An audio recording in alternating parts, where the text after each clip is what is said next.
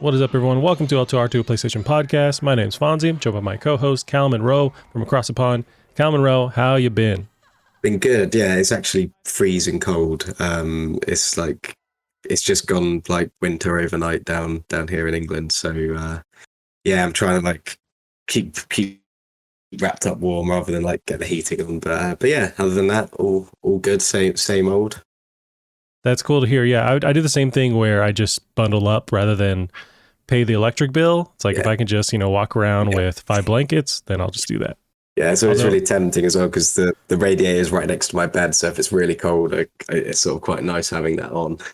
Right. Yeah, we moved into this new apartment, and for some, I don't know what kind of insulation they use, but it's always hot. And so it's still like it's cold now over here as well. But it's like we still have the AC going because it's just somehow no heat escapes. It's just like an oven in here, which that works in the wintertime as we transition to that. But like summertime, I'm not looking forward to none of this heat escaping. I don't know how it's going to work. Yeah. Yeah, that's the thing. Like, it's always, a house is never good at both seasons. It's either good for when it's hot or when it's cold. But yeah, I normally find like it's the heat that is harder to escape from. It's harder to cool down than it is to warm up, I think. So yeah, I think sometimes that's one thing like you don't think about in summer is when you're sat inside just absolutely boiling hot. Although we don't get too many of those days in England, so no need to worry about it. I imagine, yeah. Well, how's the week been going for you? What you've been playing or watching? So I've been playing more Bioshock 2. So I finished Bioshock 2 this morning, actually, I think it was. And I just started Minerva's Den, the DLC.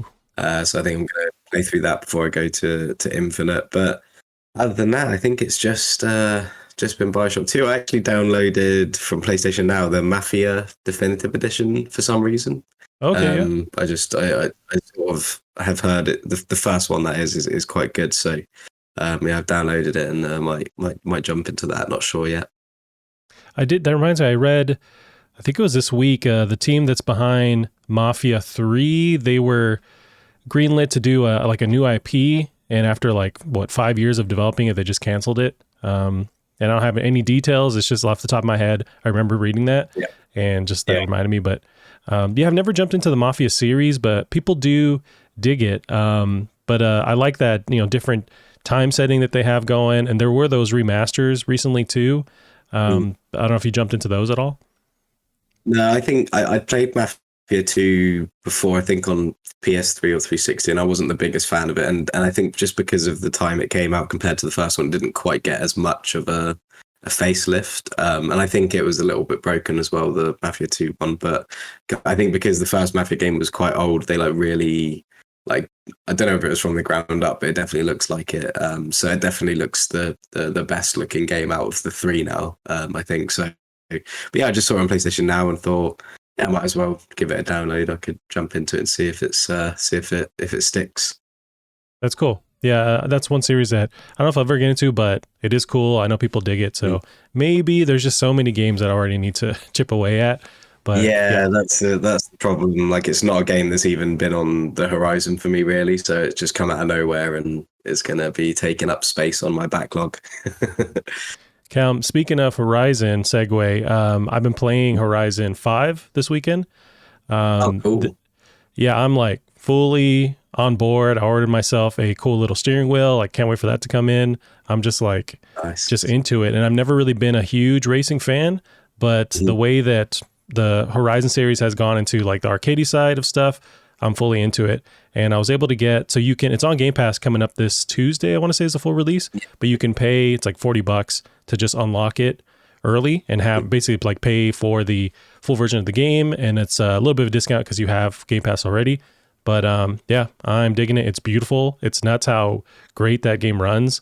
I was watching some Digital Foundry breakdowns, and it seems to run great on old gen hardware too. They've really focused on unlocking it for Series X and Series S, but still running steady and beautiful on the last gen hardware. It's nuts how great those games look and how fun they are. But yeah, I'm just fully, so I'm the racing expert now. So if you have any questions on cars, let me know because of all the time I spend modifying and painting my cars the same color. So you can send all your car questions to me. Yeah, no, yeah, I definitely do want to jump into it. I'll probably end up getting on PC. I'm hoping it all run okay. The other one ran really, really well and was pretty easy to play. It seems. So I'm hoping for the same. But yeah, it looks incredible. Really, really excited to jump into it. Yeah, and it makes me think of the Gran Turismo series, where I would love, and we talked about it before, I'd love for them to do the same kind of offshoot where they have their dedicated racing sim, but then they do something that's more arcadey. Like that just appeals to me. And it seems like they've had a lot of success with the Horizon series, reaching more people doing that by having this thing that's open world. People can jump in, and it's not as like tedious or hardcore as those traditional racing sims where you have to stay within the lines and tire pressure and all kinds of like super geeky stuff that I don't care about. It's like I just want to race and crash into stuff and keep going.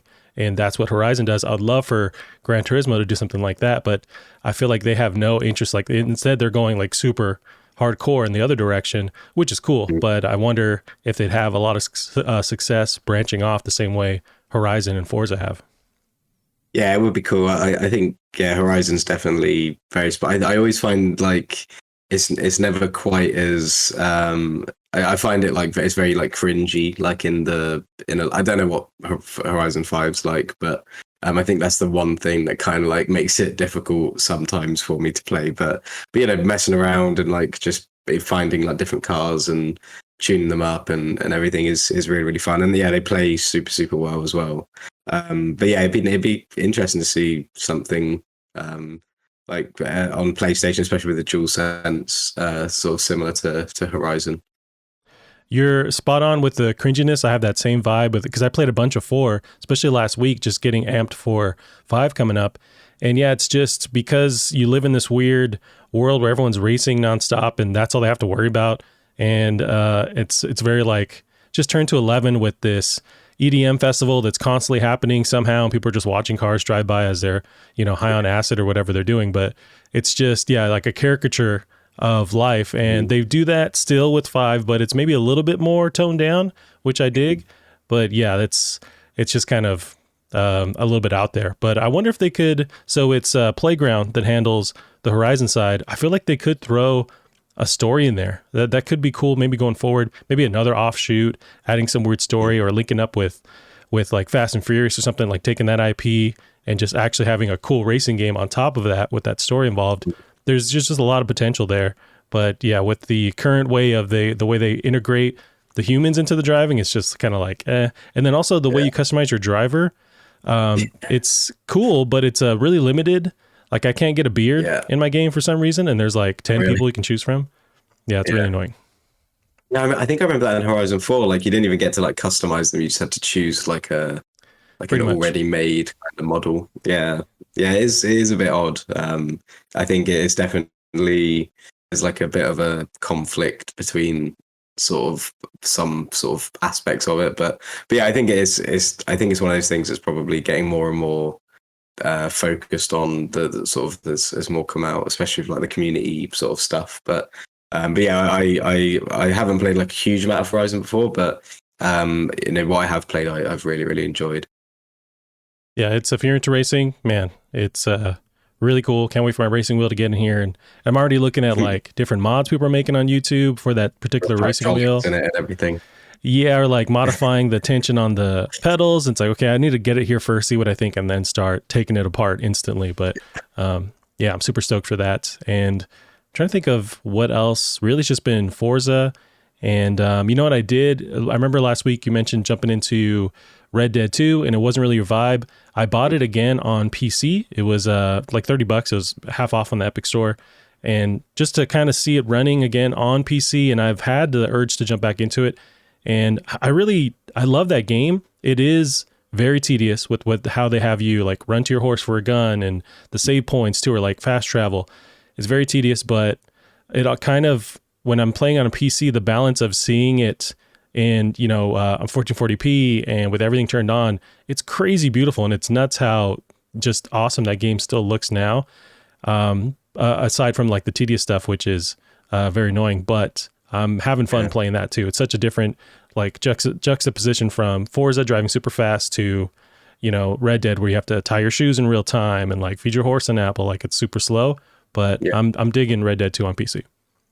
Yeah, I think that that's probably the place where I'd likely enjoy it most, just because I didn't play too much of Red Dead. I got to like maybe like the second or third sort of gunfight in like the opening part, and it was just the general controls. Like, it felt very. It kind of felt like there was just a delay, like every time I sort of moved the right stick or anything, and it just felt really not nice to play at all. But I imagine with a mouse and keyboard, it's a bit more of like a raw input. So when you're like using your mouse, it's probably like it won't have any kind of like aim assist or weird sort of delays or acceleration. It will just be very raw, input from a mouse. So that might be an alternative way for me to enjoy it, because it was just I just didn't find the gunplay fun at all. I found it like really, really hard to sort of stomach. So maybe playing it on PC would be a good shout. Yeah, give it a shot. I wouldn't know about the mouse and keyboard because I hate mouse and keyboard. I'm just plugging in my controller into my PC every time. Yeah. But yeah, you're right, where maybe there's some freedom of controls that gets rid of that weird wonkiness. And they do have that. They definitely have that auto aim on console. Maybe you can turn that off. You have to. I'm pretty sure you'd have to with just because of how like it almost feels like you're underwater. So sort of like you're trying to move, like even in first person, because I kept putting it in like the first person mode where it's just like an FPS, and that just like makes it even worse because it sort of just like really exaggerates how like rigid like the game feels. But yeah, maybe on PC it might just cut sort of through that and just feel like a normal game. Yeah, the first person is interesting because they're almost there. Like it's a really cool side or ability to play the game in that view. They did that with GTA 5 as well. But it's just a little floaty still and wonky. But I feel like they spend a little bit more time maybe on the next one. I'm sure whatever property they go to again, they're going to have that first person option. And yeah, there's something there. But maybe if it was built from the ground up, but that's also something they never do. Their bread and butter is third person. But you're right. It looks cool. And then you start playing it and it's just kind of almost nauseating a little bit. And then I just go back to third person. Yeah. I mean, and it might have just been I needed to play it for longer to kind of get used to how the weapons feel and the gunplay feels. But yeah, I was just like, this is just not enjoyable at all. And I think I had another game. It was sort of like between that and I think maybe BioShock 2 at the time that I was going to start playing. And I went for Red Dead, and because I sort of was thinking about playing BioShock 2 anyway, it was kind of a pretty easy time to stop playing it. But then I guess but BioShock 2 is similar. That's got that very floaty kind of gunplay that BioShock 1 had. So I didn't really go from to a much better experience. But yeah, maybe one day I'll get into it because it does seem pretty incredible in lots of other ways. It is cool. It's going to sink a lot of your time if you do finally jump in and that bug bites you where it's just there's so much gameplay and the gameplay itself is so slow that you're going to be spending a ton of time in that world. But it is cool. I'm kind of glad that I'm on the other side of it, spending a bunch of time with that game. Finished. I've experienced it and I don't have to play it again, I guess, unless I want to. But it was fun. It's just, it takes a bunch of time, especially that campaign like keeps going. And it's not really a negative, but at a certain point, you're kind of like looking at your watch, like, okay, so we're going to wrap this up. And then all the side stuff on top of that. But it is a great game. I don't actually think there's any game, and I think we've spoken quite a lot about how we feel about like long, like games that have really long like run times. But I think even like the best long games like Persona 5 Royal, for example, that is going to take you 120 hours like minimum. Like that's just the content like length. And even like, I mean, that's a objectively like amazing game. But there's so many parts through there where you're like, oh, is this seriously like still going on? And yeah, I think that pretty much like I don't think I've run into a game that's sort of over maybe like, I don't know, 40, 50 hours where I haven't had that feeling. Maybe Ghost of Tsushima was one of the only ones in recent memory I can think of that I just felt relaxed all the way through it. But yeah, I think a lot of games of that length, you do sort of, especially Rockstar games. I mean, I think everyone's felt it in all like every GTA game. There's always like a point where you're like, yeah, like I must be nearing some sort of end now. In fact, I even had it with BioShock 2, which is probably what, like a 8 or 9 hour, well, probably longer than that actually, game. But it sort of felt like it was going to end before throwing you into like a whole other part. So maybe length isn't always necessarily to do with it, but there's definitely a way to kind of pace these games, and I think Rockstar games normally fall quite short there.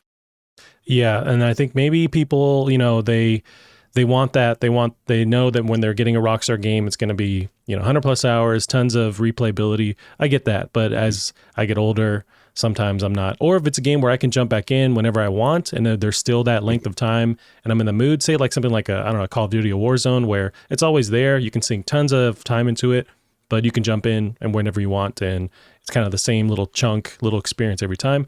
I don't know, but yeah, I prefer shorter, tighter, some kind of experience where they say what they want to say, you're in there, and then it's over. Great. I'm more about that lately, but yeah, Cal, we can transition into some of the news here. Got some PlayStation news. This one is just good news for the UK. So Jumbo Jets airlifting PS5 stock into the UK in time for Christmas. This is Robert Anderson of IGN.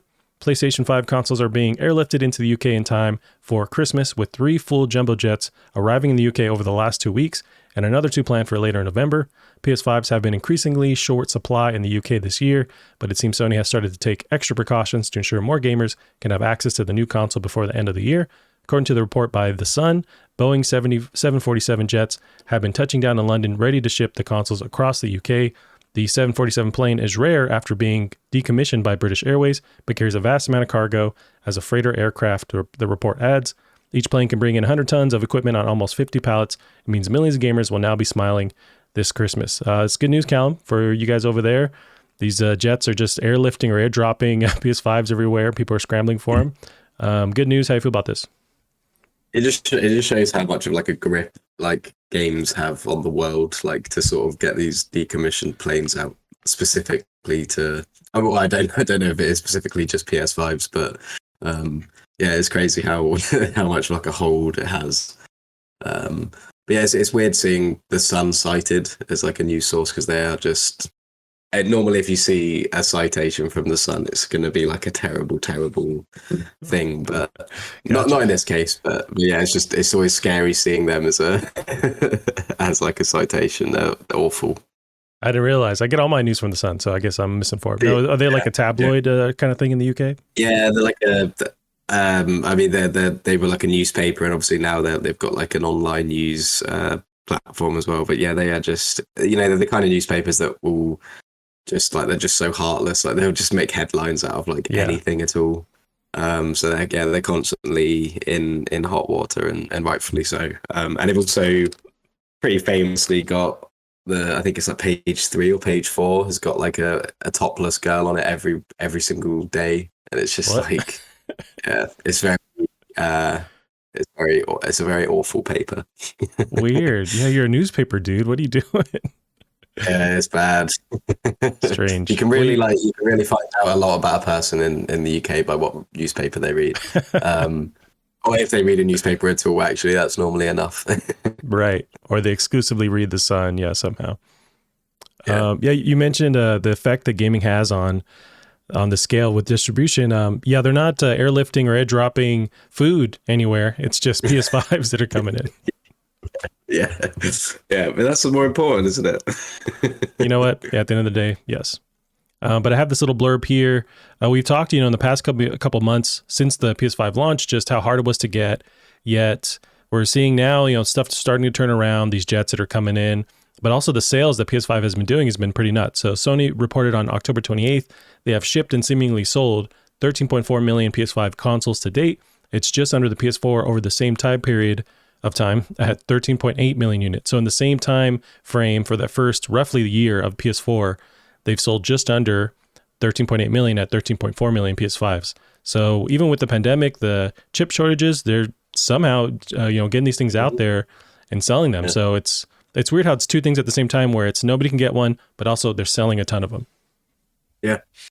Yeah, it's pretty crazy. But I remember, because I'm not very good at remembering. I know that the PS4s were hard to get hold of as well, but I think that was just down to they were just so sought after. But I remember I got I managed to get mine like before, and it like one of the first pre-orders, so I was able to like just live under a rock about all of that. So, but yeah, it's definitely interesting that they seem to have manufactured pretty much the same amount in like the current climate. Yeah, and they at some point modified the fan a little bit, where it's a little bit smaller. So they've done, it's been the news where they've modified whatever chipset as much as they could to kind of maybe get, another PS5 or split into two PS5s out of the same hardware. I don't know, but they were able to make these adjustments to try and still keep up with demand. And good on them. They're selling a bunch. It's pretty successful. And I think they're riding the wave of the PS4, how successful the PS4 was, but still, because PS5, I feel like just roughly reading the room, it's at the top of the demand. Although Xbox is still there, it's still like everyone's talking about PS5. Yeah.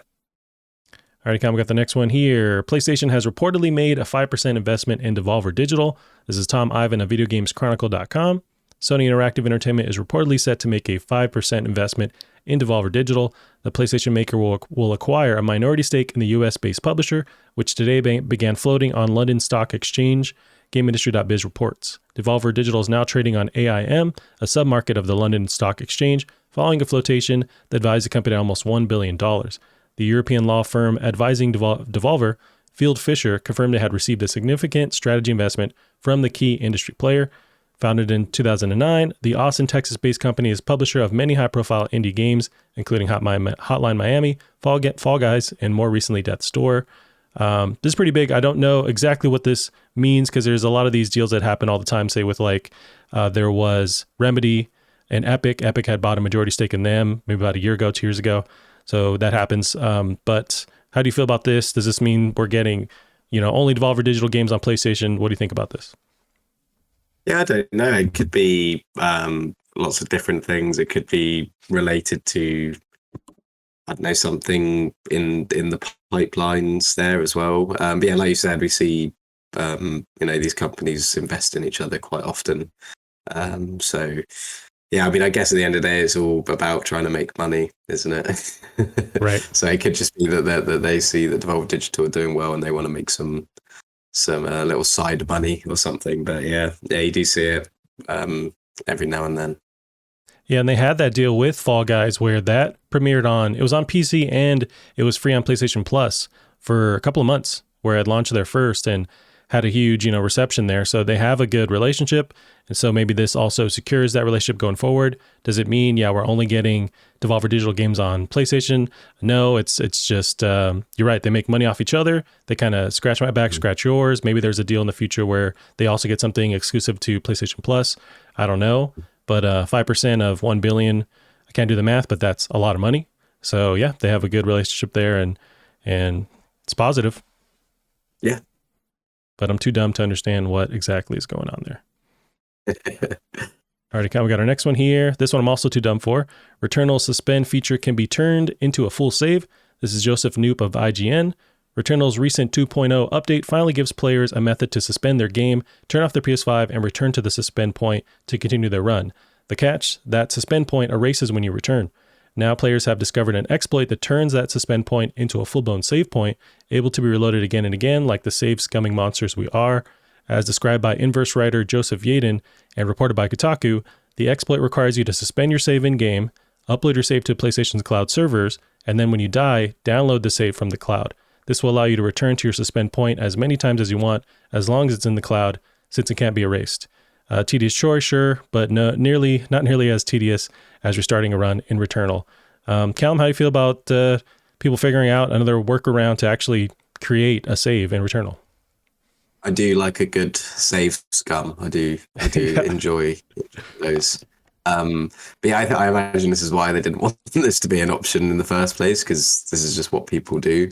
But yeah, it doesn't sound too tedious. I mean, obviously it's not ideal, but yeah, like it says, it's better than having to start all the way over again. And the good thing is, and something I always forget, is that it's much easier to navigate the menus on the PS5 because you don't have to close your game anymore, like when you're doing things. So I'm not sure if you have to close the game, reopen it for it to read your save or whatever, but it should be at least easier than all the times we've scummed our way through games on PS3 and PS4, and even on PS2 as well. Right. Yeah, that's reading this. I guess I didn't realize that you could upload like a suspend moment in your PS5 as the save, because it's like it's not a save that the PlayStation Cloud recognizes. You're kind of uploading the save point of the game and then re-downloading. I guess I didn't know that was possible. I thought it had to be kind of like agreed upon save points that are then uploaded to PlayStation Cloud and then you can download them. But that's dope. And I think it is, maybe it's tedious enough where if people don't want it, they don't have to do it. And the people that do want this feature, which I would imagine a lot of us out there, it's there for you. I've yet to try this out, but I'm excited because this would be a game changer for me if I could just reset and, restart from that save point. Yeah, it's definitely something that I'd be interested in trying, but yeah, I'm not sure. Still not sure whether I'll go back to it, but that's definitely good to know that people have figured that out already. Yeah. I wonder if with QA at Housemarque, if they anticipated people doing this and maybe didn't even try it as an option. But it's not that crazy of a feat. Like once they mention this is possible, I go, oh yeah, I guess you could do that. I wonder if I guess like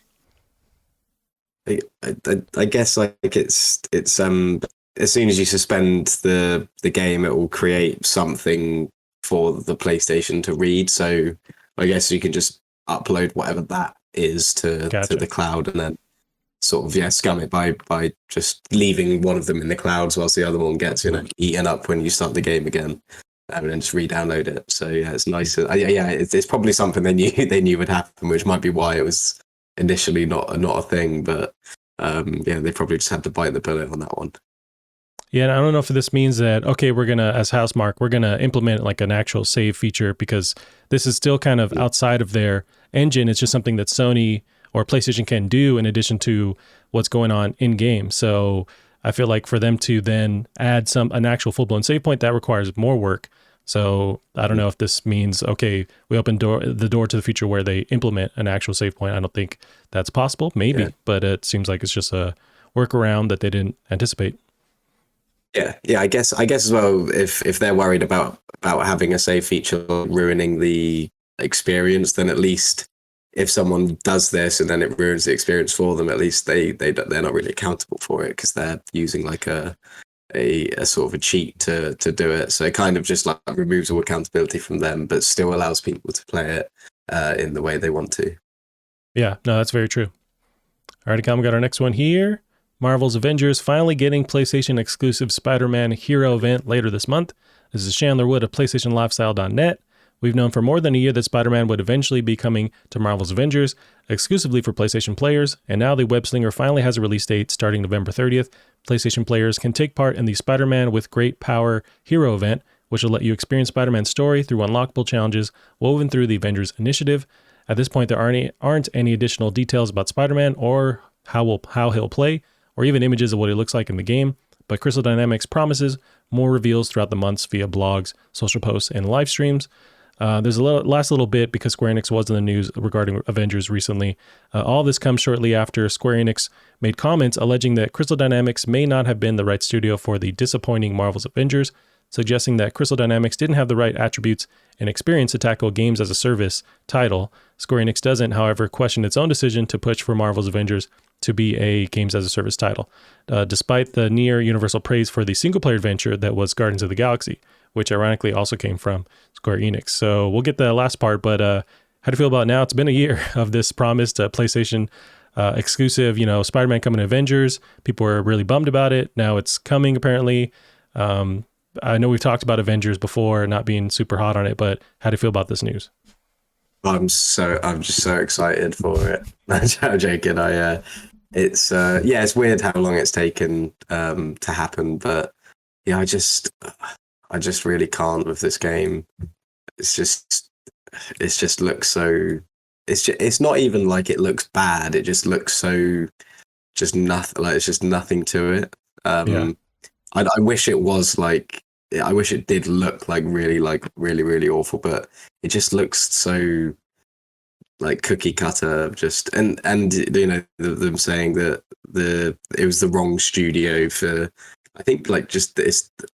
That game would never work. It just would never work the way that they wanted it. So I think it was the wrong idea, not the wrong studio, because it's just, yeah, it just never, from the start, I don't think anybody really was very excited about it. I know for me, it was the multiplayer aspect to it. Do you think if they would have focused on, say, how Guardians of the Galaxy focused on single player, do you think that would have been the key to success with that title?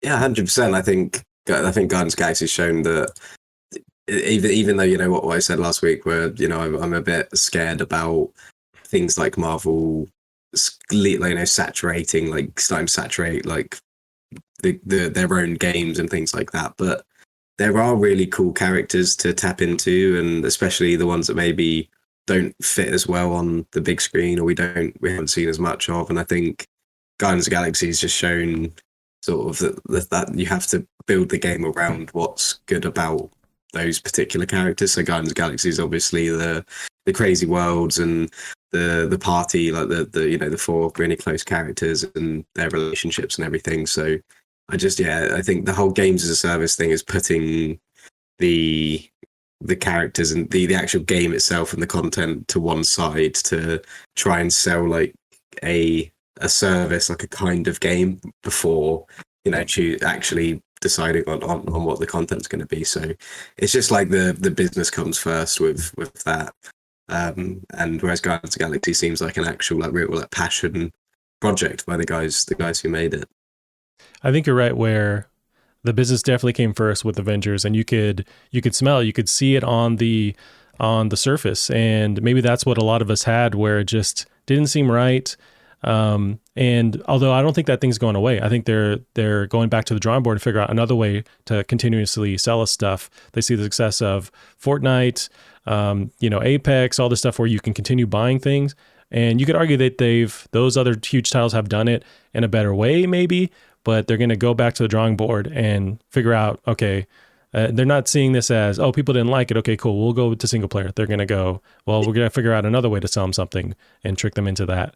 But it's definitely not going away. Yeah, and the good thing is, you know, there's loads of games. So even if there are these games coming out under these, you know, unethical pretenses and everything, you know, we don't have to buy them because there's plenty of games elsewhere to fill our time. Right, exactly. So Spider-Man coming to Avengers finally. I wonder, are we going to see, because now that this is exclusive to PlayStation, because Sony owns that Spider-Man, not the franchise itself, but like the character when he comes to movies, games, whatnot, they own him still. So are we going to get, is it safe to assume it's going to be that Marvel's Spider-Man from PlayStation in Avengers, like that, or are they going to redo and have a different version of Spider-Man? Yeah, I don't know. I was thinking that's probably like the only thing I'm really interested in, is whether this is like a shared universe with the games. But yeah, it'll be interesting to see. I think it'll be really interesting to see if it is their own version of Spider-Man, because I think that's a character that can have lots of different variants at the same time, I think, and not sort of have it suffer. So I think that's one interesting way to look at it, is just to see what they actually do with the character. Yeah, we'll find out soon. If November 30th the thing's launching, then we have a month for them to build up the hype. I think they could kind of find some good graces if they bring Miles into play too, because he's such a huge character. That could be something that switches it up and makes it more interesting. If it's like Miles from Spider-Man as we know him in PlayStation. I'm wondering what he's going to look like, how he's going to play. I don't think there is a character that kind of game engine wise plays like Spider-Man in Avengers already. I could be wrong. But it's we're going to see. We're going to find out pretty soon here. And it'll be interesting to see, like you said, just how, I guess, Sony tackle things like this going forwards as well. Yeah, it's true, because their name is tied to it, and do they want, I guess not with Avengers, but with sending over Marvel or Spider-Man into Avengers. But it's interesting. I'm hoping that they've nailed it before with Spider-Man, with Guardians of the Galaxy, it seems like. So follow that same mantra and you have success. It's just them trying to do this multiplayer games as a service thing. It doesn't seem to work. Yeah. Alrighty, we got our next one here. Sony's new patent could bring real-time image upscaling to PS5 and PSVR 2. This is Allie Jones of GamesRadar.com. A new patent filed by Sony Interactive Entertainment via Reset Era outlines a plan for a computer-implemented method for completing an image. Sony's new computer-implemented method involves generating a mask of the image, revealing some sections of it and hiding others, before altering it and applying filling processes based on the presence or absence of holes. The patent notes that the system could be used within a virtual reality device, noting that virtual reality headsets require much higher computing power to display a satisfactory image to a user than a conventional computer monitor. I'm on board with all this techno jargon as I read it. What does this mean as far as what's the potential with this tech in PS5 and PSVR 2?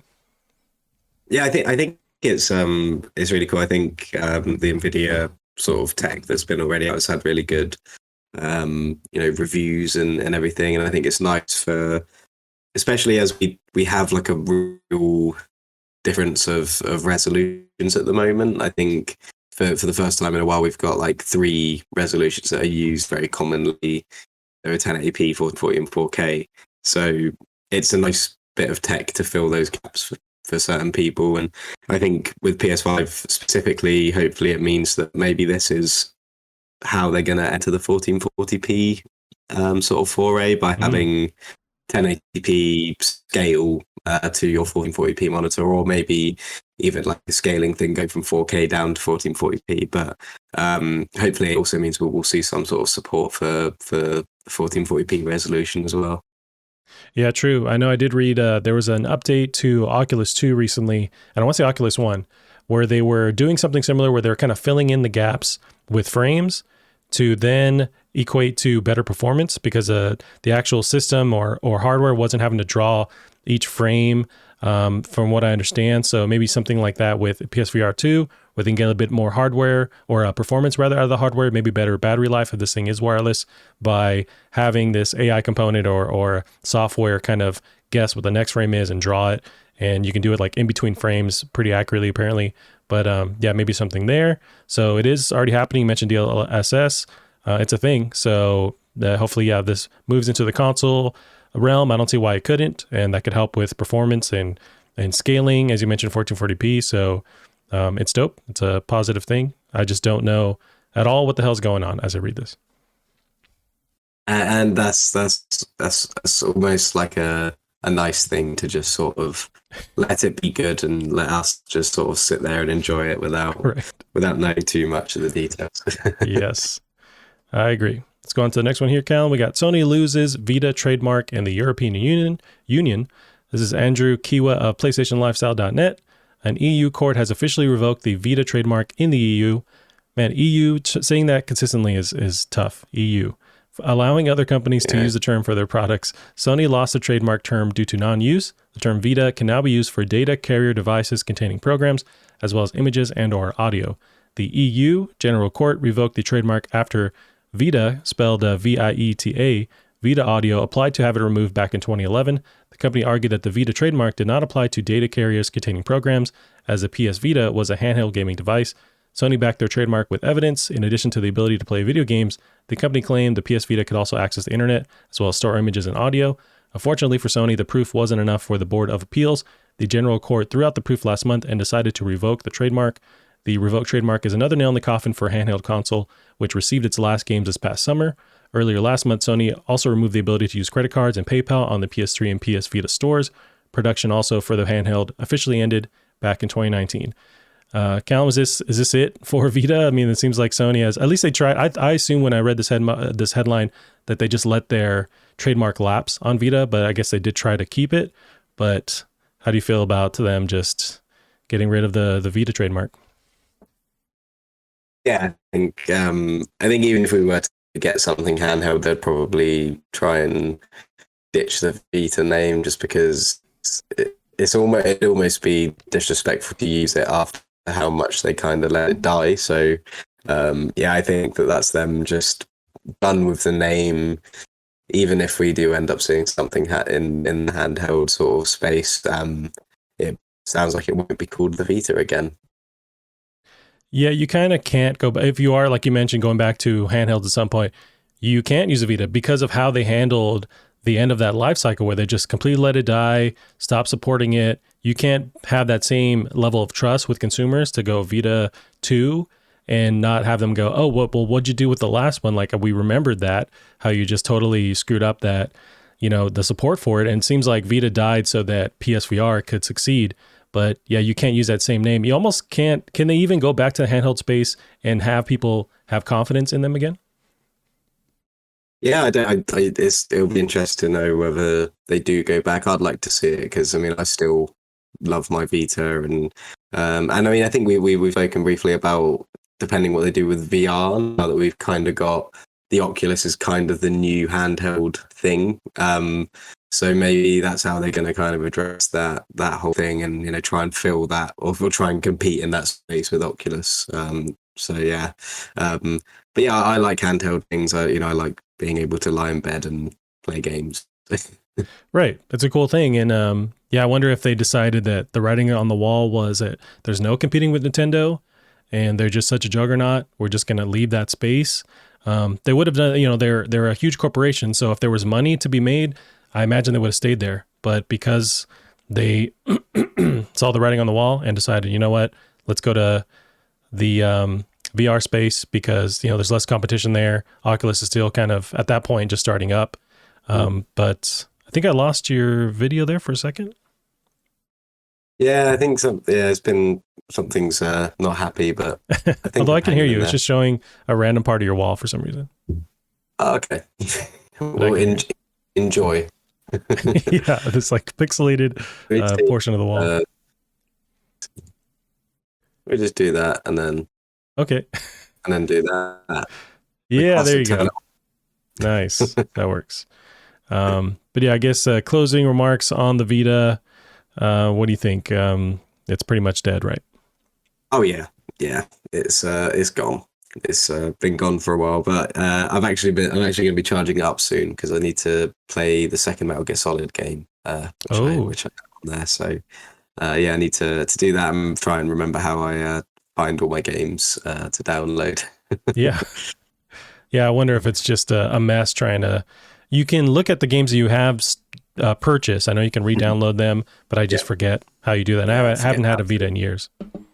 Yeah, they kind of have that like hybrid PlayStation 3 kind of interface, which was always, I remember, very difficult to access your downloads and like all your like previous account stuff.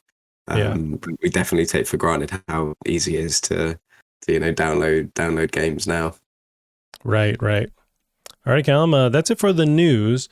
I did want to end this show on just kind of recapping the PS5. So we've reached the birthday of the PS5, November 12th. In the States is when it launched. I want to say it was a week later, possibly in the UK, if I remember correctly. But it's been a year now, roughly, for the PS5. Just giving some overall thoughts on this first year. So I did have some details pulled up, exclusive launch titles, some games that got their PS5 upgrades, the features. Before we go into the detail, how do you feel? It's a year now, having your PS5. How do you feel about it?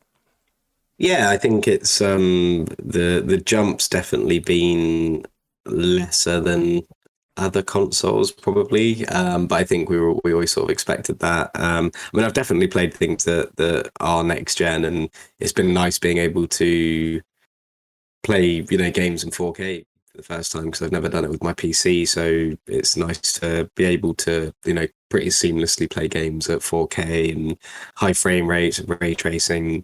So I think that's the main thing to take from it is it lets you comfortably play games at very, very high fidelity, which I think is always like the nice thing about a new console. But you normally also have like the insane like jump that also sort of surrounds that as well, which I don't think we've had as much this time. But I still really enjoy having the console, and I'm really excited to see what we can do with it. Yeah, you mentioned something interesting where I think these jumps that we've been used to in the past 20 years of going from console generation to generation, where you have these huge bumps of graphics and what you can do. I think it's kind of we're splitting hairs now as we move forward, where it's just not these crazy iterations, but it's still an improvement.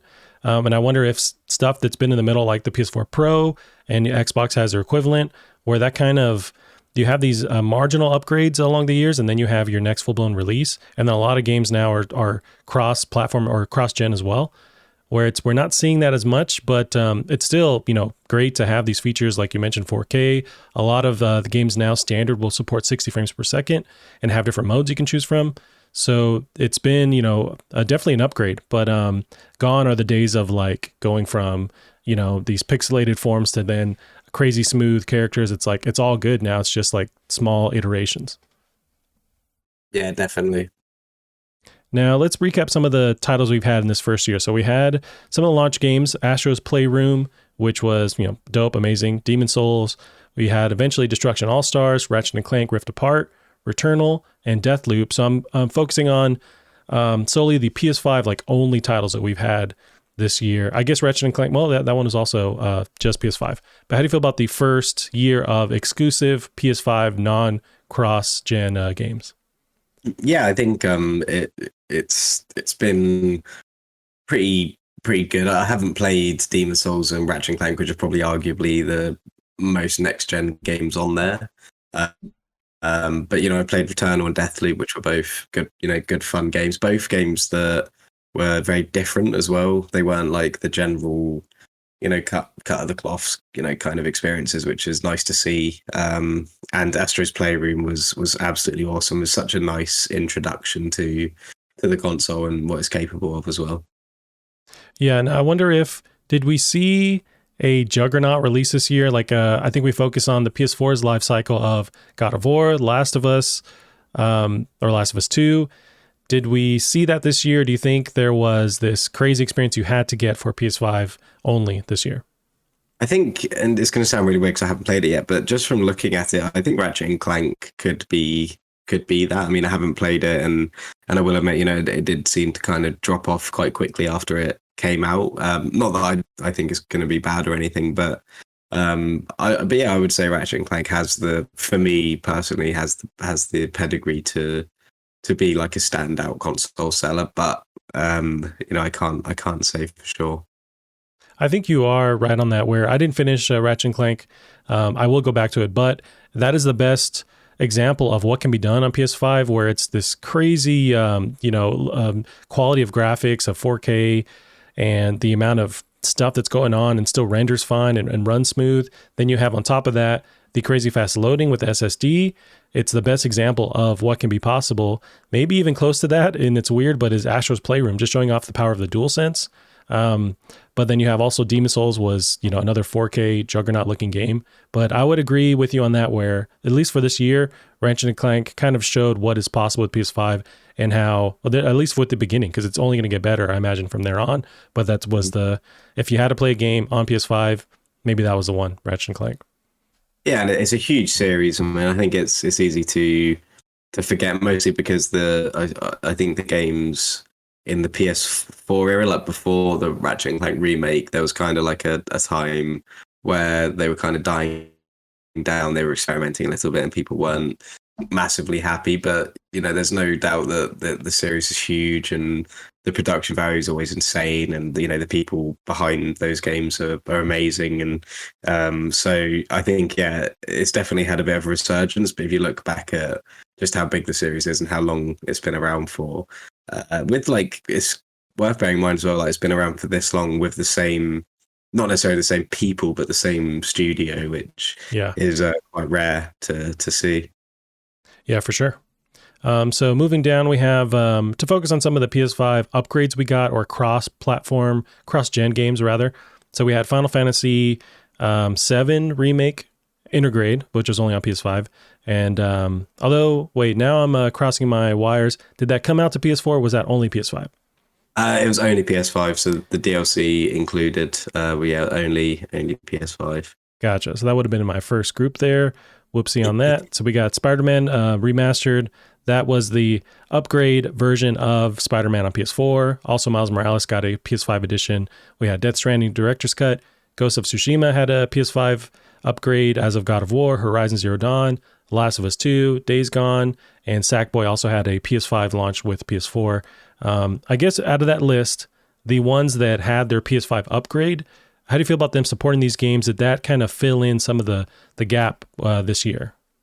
Yeah, and I think they've been great examples of what the PlayStation 5 could do. I mean, Final Fantasy 7 DLC wasn't the best, but the gameplay, the visuals were just unbelievable. Really, looked like truly next gen. Probably one of the best looking games I played this year. Same with Miles Morales looked really good. Again, I think we spoke before. I have problems with some of the actual gameplay, but visually it ran amazing, and the ray tracing was great. And same with, I haven't played the Ghost of Tsushima upgrade or the DLC, which I think is exclusive to PS5. Or is that cross gen? I can't. That's another one. I'm not exactly sure. I lean towards on PS5 for the DLC stuff. But that looks amazing as well, and hopefully one day I'll get around to that. But yeah, I think these have all been really good. They definitely filled some sort of gap, and they all seem to, especially like God of War and Days Gone, they're games that I think a lot of people wanted to go back to at some point anyway. So it was a really good reason to do that, especially Days Gone, which had heaps of problems on PS4 in terms of how it ran and everything. So to get that at like 4K 60 FPS, it was a really nice way to move over to the next gen, just to sort of see how easily these games can now play on your new console as well. And I love the idea of, for the first year, really trying to flush out what were the best experience on PS4. If we're not doing a full-blown upgrade to PS5, at least like doing the 60 frames thing, adding other modes to it, doing that to fill in this entire year of in between these bigger releases, to just give people another reason to adopt to PS5 this first year. And then I'm assuming going forward, we have kind of the huge experiences on PS4. They've had some TLC, some love on PS5. In year 2, we kind of focus on those PS5 only experiences. There's still going to be cross-gen games. We'll get into that, like Horizon, God of War still has, and Gran Turismo 7 has a PS4 version. But as far as bringing back these games that already have released on PS5, I feel like they've done a good job and have fully fleshed it out, where I think going forward, it's maybe not going to be such a thing going forward, but I'm fine with that. I do like that they spent this year doing that, giving everyone more stuff to play this year. Yeah, and also you do have to factor in COVID and how disruptive that must have been, and if we all want new tech next gen games, then they can only obviously start being done when the tech's there. So we're only going to see more and more come, and we always say there's so many games that I want to play, so the less that comes out for the time being, or the more spaced out it is, the better for me, definitely. Yeah, same. So let's see, going forward, as far as some of the features of the PS5, so post-launch, we eventually received console updates. These enabled 3D audio for headphones and for TVs. We had at least 1 or 2 UI tweaks along the way for the PS5, and then eventually the SSD upgrade support.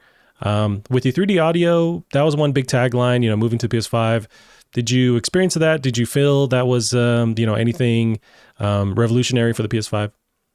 I mean, it sounds on paper like it is. I don't know enough about it to know how good it actually is. I've tried it and didn't see that much of a difference, but I don't know if that's just me not being much of like an audiophile. But yeah, it's a cool idea for sure. And I think 3D audio is probably something that's going to, or that kind of idea is we'll probably see more and more of it as we keep going forwards into like 4K and 8K and all these super fast SSDs and things like that.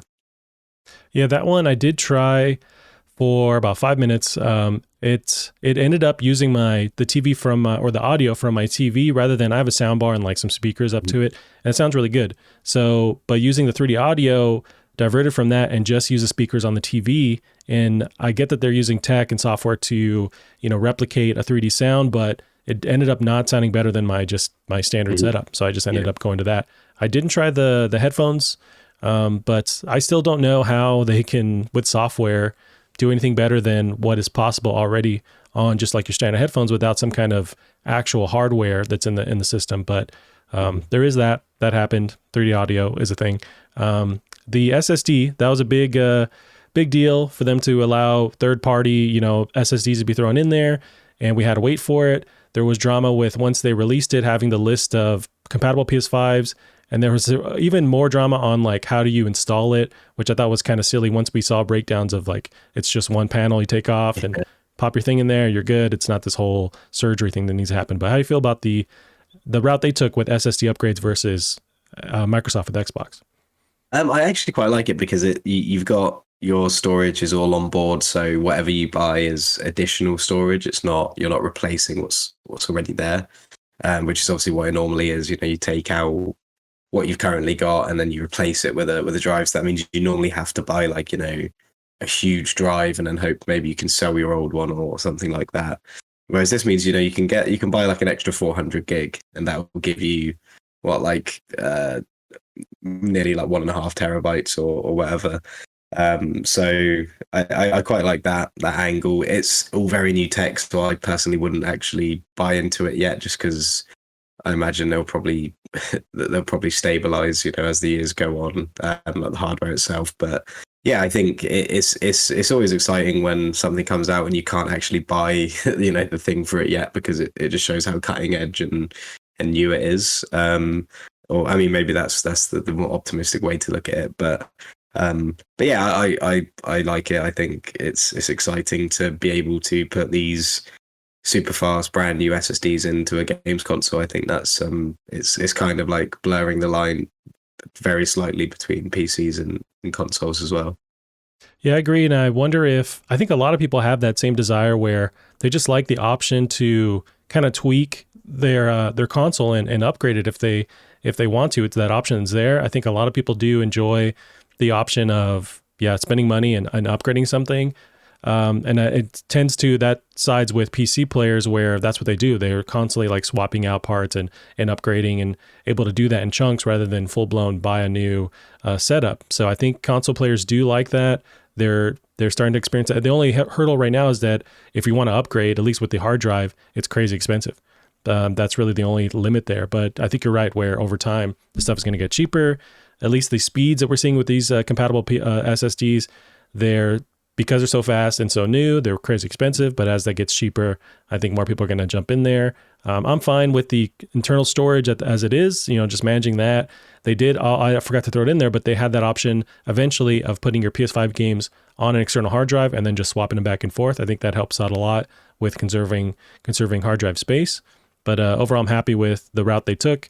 And at least with third-party support, you have way more options of these prices going down compared to possibly with Xbox and their deal with, I want to say it's Seagate. They're kind of stuck with that partnership. And so it depends on those products going down if they do in price over time.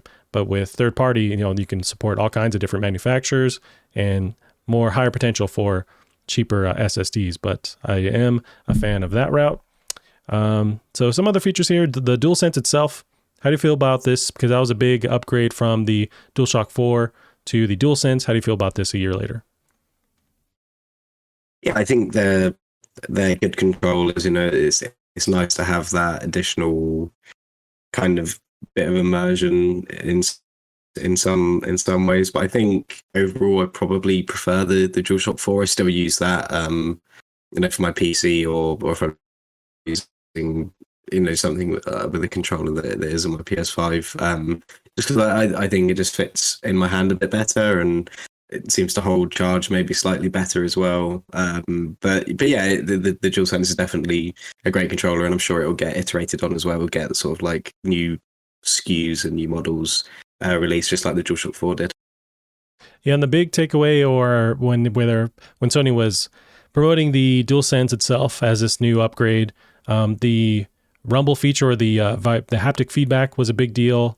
I am impressed with that. I think that's been a great upgrade from the DualShock. But the triggers, the triggers that can stop and create tension on their own, those I've been less excited for. Seeing the games that have implemented them with maybe my favorite has been not Sackboy. I'm looking at something else. Astro's Playroom. The way they use all the DualSense features, I love, but that's been the only game that, at least with the triggers, has been, you know, worthwhile to me or interesting enough.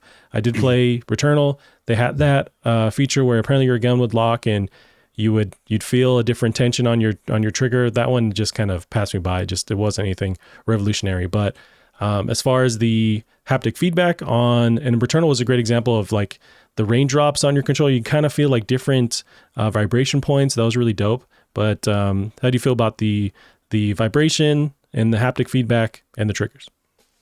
Yeah, I think that the vibration haptic feedback is definitely a nice addition, and I'm really interested to see how it will work in driving racing games as well, especially the triggers. I agree with you. I don't think the triggers have been used quite that well. I mean, like Resident Evil Village is a good example where that they were being used like for something, and same with Deathloop, but it just didn't really translate across maybe as well as it could have. But I think Astro's Playroom has proven that it can work, pretty much perfectly. It just maybe is that Astro's Playroom was done much better than these other games, but it at least shows that the controller has the potential to, be really good. It's not necessarily that these games are doing all they can to make it perfect. It's just maybe that we just need more time to figure out how to get it, as good as it was in Astro's Playroom. Yeah, I think the key thing is time, giving the devs, letting them find these ideas that would work exclusively for the DualSense and using that to their advantage. I think it's just time that we're going to see that going forward, which I'm pretty excited for. The last topic, Calum, to wrap up the PS5 first year, I'm going to swing it over to you. Do you think as a PlayStation fan, you needed to adopt the PS5 this first year with some of the games having the PS4 support as well, say with like Spiderman? How do you feel about needing to adopt the PS5 if you're a PlayStation fan? I don't know about needing to, but I think the PS4 definitely feels like it's done when you're using it. I mean, that has for a couple of years, I think, where it's painful to navigate certain areas of the dashboard. Games are obviously starting to run poorly, like Days Gone, and all these other games that just couldn't quite they couldn't quite get too much juice out of them. We're seeing it, you mentioned Forza Horizon with Xbox One as well. I know that it looks good, but you can definitely see, like the side-by-side photos, how much is drawn back from them as well. So I don't think it's like massively necessary, but I think for the price, like getting like a digital PS5 for £369 is, or the Xbox Series S for like £250 or whatever. But in terms of the PS5, I think just for the price and for the sort of luxury of how easy it is to access your entire collection of PS4 games, how much quicker it is, how the games run better, I think it's a no-brainer to try and get your hands on one if you can, for sure. I mean, I know everyone's in different situations, but yeah, I think if you can get one, it's not worth waiting just because having one to replace your PS4 is a good enough experience for me. Yeah, and it depends on just your interest and what you find essential. With PS4, you could have gone this whole year just having your PS4. I imagine a lot of people did because they couldn't physically get a PS5. But even if you just chose not to buy a PS5 this first year, you could have still played a lot of the same games on PS4 and still had a fine experience. It's just a matter of, is it a priority to you to adopt this new tech when it comes into play?